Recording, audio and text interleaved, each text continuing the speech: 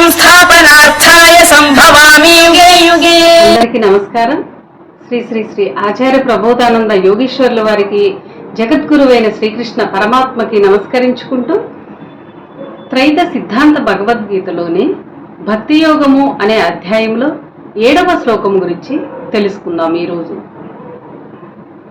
తేషమహం సముద్ధర్త మృత్యు సంసార సాగరాత్ భవామి నచిరాత్ పార్థ మయ్యావేసిత చేతసాం.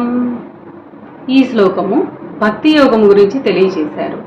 భావము: నాయందే వారి మనస్సును లగ్నము చేసి ఉన్న నా భక్త పరులు కలరు. నేను శీఘ్రముగా వారినందరినీ మృత్యు సంసార సముద్రము నుండి బయట పడవేయుచున్నాను.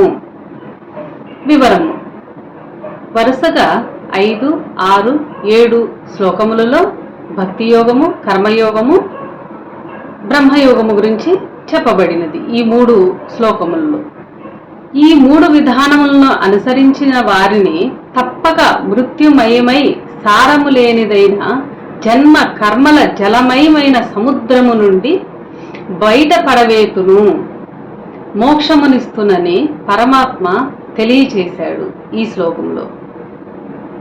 అందరికీ నమస్కారం.